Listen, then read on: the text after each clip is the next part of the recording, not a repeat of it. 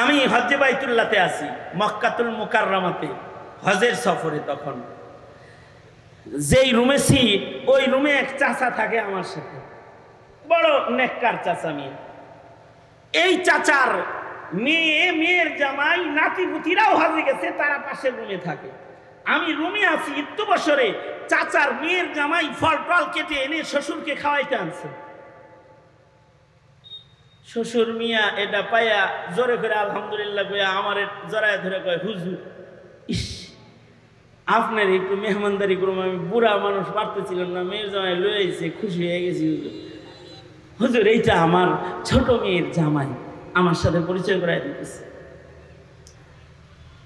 এই ছোট মেয়ের জামাইটা আল্লাহর মেহেরবানিতে এতটাই সুন্নতে সুসজ্জিত, এত সুন্দর চেহারা, এত সুন্দর পোশাক, মানে পাগড়ি মাথায় আছে, সুন্নতি দাড়ি আছে, লম্বা জুব্বা আছে। আমি তো হেরে দেখা মনে করছি উনি হয়তো এইরকম মাকারিমুল আখলাক অথবা উসওয়ায়ে হাসানা এরকম কোন মাদ্রাসার শাইখুল হাদিস হইব আর কি, এটা আমি ভাবছি আর কি। আমি ওনারে জিজ্ঞাইতেছি, ভাইজান কোন মাদ্রাসার খাদেম আপনি? এটা জিজ্ঞেসি, আপনি কোন মাদ্রাসার খাদেম? উনি আমার এই কথায় বিব্রত হয়ে গেছে। উনি এক পর্যায়ে চোখ ওনার পানিতে টলটল করতেছে। উনি বলে, হুজুর আমি তো আলেম না,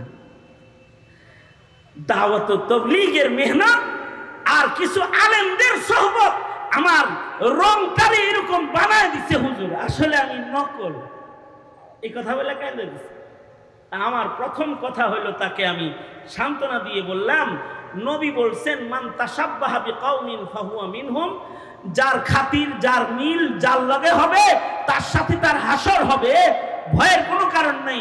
নবীর এতটুকুন কথাও যদি আপনার উপরে বাস্তবায়িত হয়ে যায়, হতে পারে হাসরে আলেমদের সাথে জান্নাতে চলে যাবে।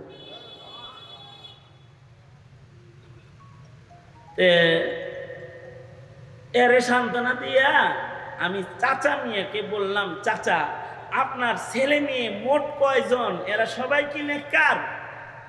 এটা ছোট মেয়ের জামাই বললেন, জামাই মোট কয়টা? তো চাচা উঙ্গুলি উঠায়া কয়, 2 ছেলে 2 মেয়ে। মোট কয়জন হইল? হ্যাঁ, 4 জন। আমি বললাম, 4 জনে কি এরকম সুন্দর দিনদার, দিনের পথে আছে? হ্যাঁ হ্যাঁ, সব বুজুর্গ, আল্লাহ পাকের মেহেরবানি। আমার চোখ শীতল, আমার দিল ঠান্ডা। চাচা বলল, আমি বললাম, তাহলে তো আপনি তো বড় খুশনসিব বাবা, যার ঘরের সন্তানের দিনদারি দেখে পিতার দিল ঠান্ডা, তার চেয়ে ভাগ্যবান বাপ আর কে হইতে পারে? এর মেয়ের জামাই আমার কানে কানে কয়, হুজুর আব্বা মিশা কথা কয়। কি কয়? হ্যাঁ,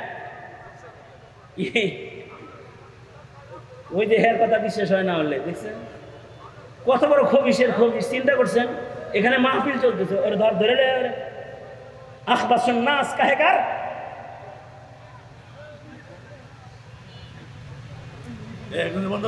রাখেন, আমি তো দিছি একটা দমক, সবাই মিলে দমক দিলে তো কাজে লেগে যাবে।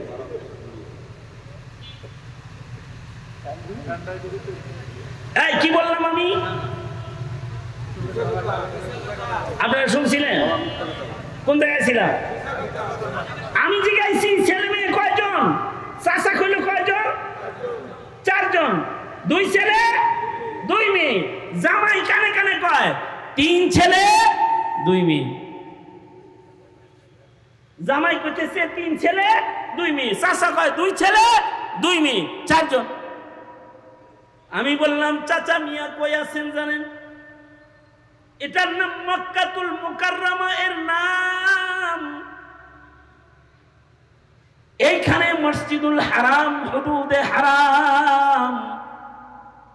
এইখানে যদি কেউ কোনো নেকির কাজ করে, তার নেকির কাজটা লাখ গুণ বেশি হয়ে আমল নামায় ঢুকে যায়।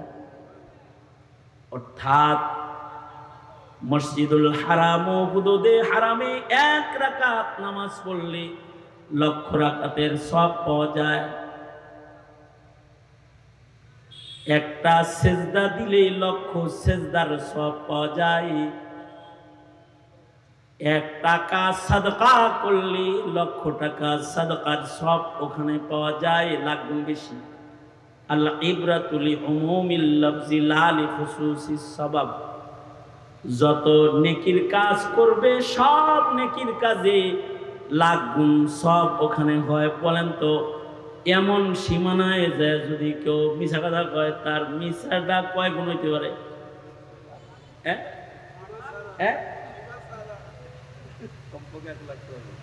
যেমন মসজিদে যদি কেউ নামাজ পড়ে তাহলে 27 গুণ, কিন্তু মসজিদে যদি কেউ বিড়ি খায়,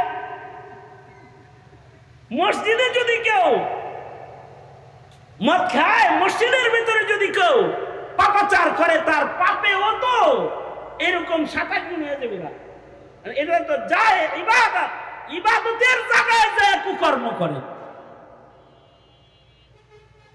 একটা সময় মানুষ ছিল, এই মানুষ সিনেমা দেখার লেগে সিনেমা হলে যেত। বিজ্ঞানের উন্নতি ঘরগুলারই সিনেমা হল বানায় লাগছে, পকেটগুলারও সিনেমা হল বানায় লাগছে। এ কারণে ঘরগুলো যায় সুজুদ রয় নাই, নাটক সিনেমার আখড়ায় পরিণত হয়ে গেছে।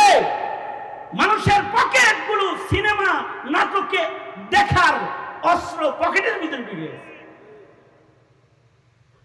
এভাবেই তো নাপাক হয়, এভাবেই সব নষ্ট হয় ধীরে ধীরে। যাই হোক, ওইদিকে আমি কথা বলতে গেলে অন্য দিকে যামোগা। তা আমি ওনাকে বললাম, আপনি যে এই কাবা শরীফের পাশে মিশা কথা কইতাছেন, ছেলে আপনার 5 জন না, আপনার জামাই করলো ছেলে মেয়ে 5 জন, আপনি কোন 4 জন, এটা কি মিথ্যা নয়? চাচা বড় চালাক, চাচা তখন কাঁদতেছে। চাচা বলে, হুজুর আপনাদের কাছ থেকে এই বয়ান শুনেছি,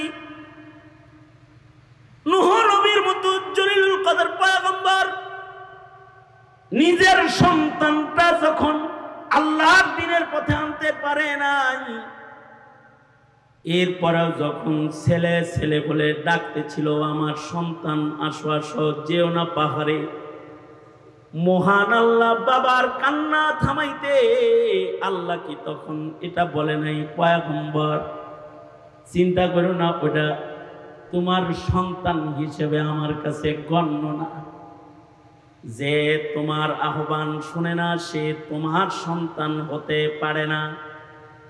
মহান আল্লাহ যদি তার নবীকে আহ্বান না শোনার কারণে সন্তান হিসেবে গণতে মানা করে থাকি, আমার যেই সন্তান তাওহীদের পথে চলে না, আমার যেই সন্তান ইবাদতের কাজ করে না, আমার যেই সন্তান আমি বাবার ইচ্ছে পূরণে রবের গোলামি করে না, রবের ঘরের কাছে বয়া বয়া নাফরমান সন্তানকে নিজের সন্তান হিসেবে গণনা কইরা আদালতে কিবরিয়াতে বাপ হয়ে আসামি হয়ে দাঁড়াইতে চাই না।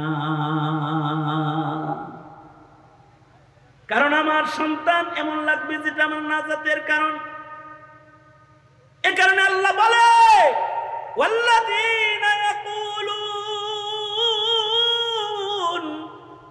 والذين يقولون ربنا هب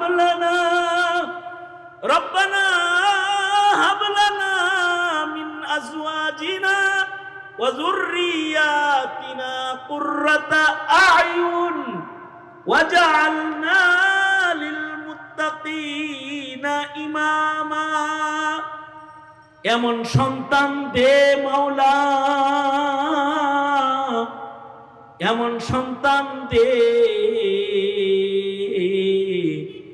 কামাই খাওয়ার আশা নাই, মইরা গেলে দোয়া করবি যে। এমন সন্তান দে মাওলা, আমার বংশে এমন সন্তান দে, কামাই খাওয়ার আশা নাই, আমি মইরা গেলে দোয়া করবে যে।